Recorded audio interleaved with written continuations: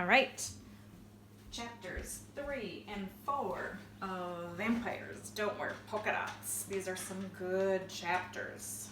A little bit scary, but not too bad.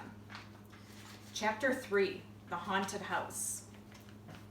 A group of third graders met under the giant oak tree on the playground. The tree's branches were like a tent above them. A breeze whispered through the golden leaves.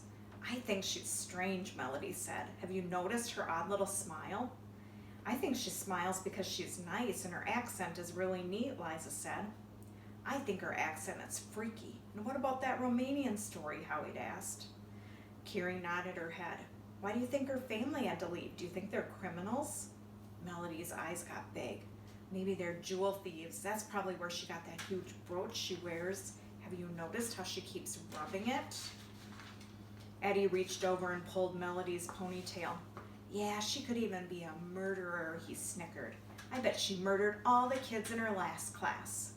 Howie gave Eddie a push. Be serious. We need to decide how we're going to treat Mrs. Jeepers. Eddie rolled his eyes. I think you guys need to get serious. Mrs. Jeepers is just an ordinary teacher with a strange-sounding voice. As a matter of fact, I think she's an old-fashioned softie. What do you mean? Melody asked. What makes you think she's a softie? Eddie leaned against the rough trunk of the giant oak and looked each one of his friends in the eyes. Didn't you notice that she never once raised her voice today? And what about those sissy rules on the board? No mean teacher would think about using rules like that. She didn't mention one thing about pushing, hitting, or spitting. Any teacher who knows what she's doing would have really laid down the law, but all she did was smile that silly grin. Excuse me. So what are you getting at? Melody asked. It's simple, Eddie said. We can get rid of this one like we got rid of Mrs. Deedy. His friends looked at Eddie. Slowly, Howie started to shake his head. I don't know, Eddie. This time you may be wrong. Mrs. Jeepers might surprise us. Later, on their way home, Eddie, Melody, and some of the other third graders were walking down Delaware Boulevard.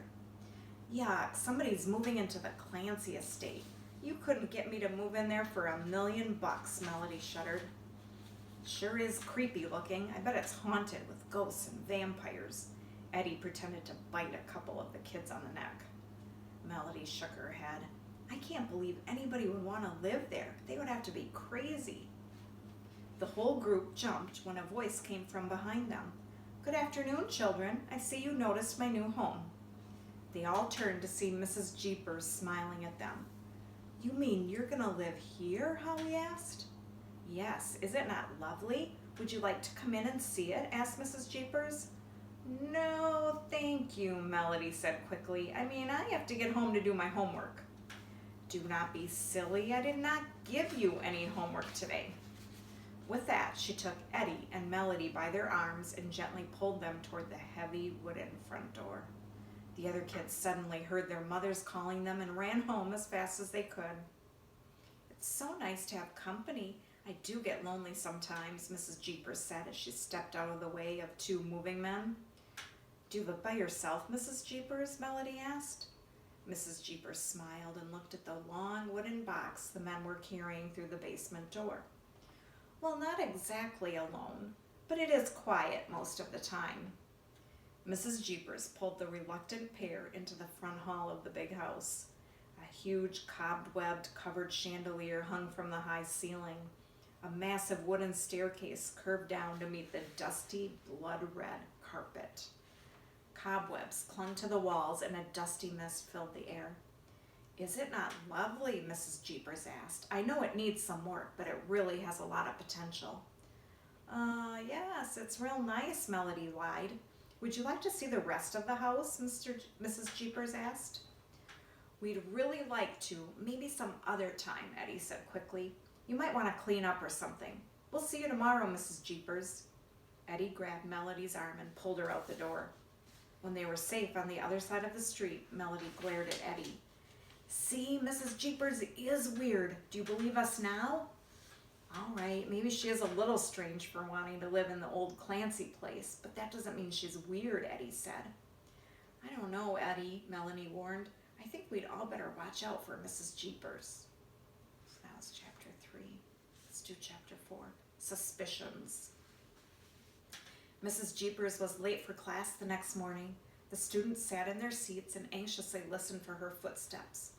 Maybe she quit, Liza suggested. Why would she quit? Eddie asked. She's only been here one day. She hasn't gotten the full treatment yet. I don't think she quit either, Howie whispered. We saw her moving into the Clancy house yesterday. The Clancy house? Several students gasped. That place has been empty ever since I can remember, Carrie said. I heard it was haunted. Maybe a ghost ate her, Liza said, or maybe she was bitten by a vampire. That's right, snapped Melody. I remember seeing the moving men carry a box into the basement yesterday. So, several children chimed. So, the box was shaped long and thin, like a coffin. She did say she was from Transylvania, Howie said, and isn't that where Count Dracula lives? A ghostly silence filled the room as the doorknob slowly turned. Everyone snapped to attention as Mrs. Jeepers came into the room. Good morning, class, Mrs. Jeepers said in her strange accent. I'm sorry to be late, but I did not get much sleep last night. Melody's eyes grew wide and Howie's mouth dropped open. Vampires don't sleep at night, Melody whispered to Liza. Liza leaned over and said, Yeah, but vampires don't wear polka dots. Everyone looked at Mrs. Jeepers. It was true. She didn't look like a vampire today. She had on a bright pink and green polka-dotted dress with a bright green ribbon tied in her red hair. Her fingernails were even painted bright green, and at her neck was the green brooch. Perhaps we had better start with our lesson, Mrs. Jeepers suggested. We will begin with arithmetic. The class opened their books. Not a sound could be heard as she explained the problems and did examples on the board. Eddie looked at his friends. They were being too quiet. Eddie wadded his math paper. The crinkling of the paper broke the silence. Several of his friends gasped as they turned to Eddie. Mrs. Jeepers didn't even flinch. Tap, tap, tap. Eddie drummed his pencil on his desk. He glanced at his friends and noticed that some of them were moving their lips as though they were praying. Mrs. Jeepers just wrote another problem on the board. Eddie started making goldfish noises with his mouth.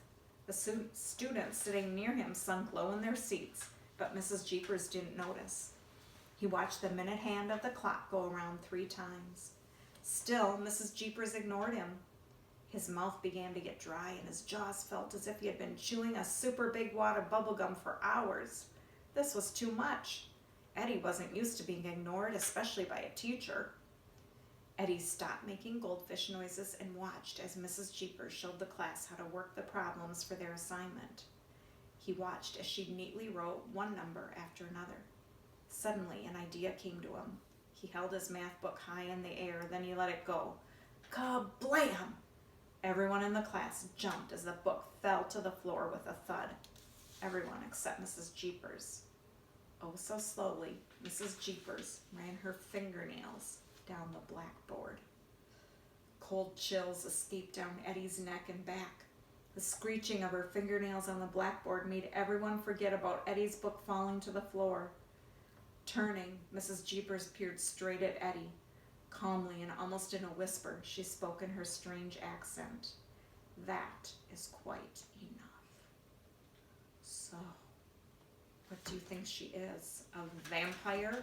Or some kind of scary haunted person? Maybe some kind of ghost? We shall see.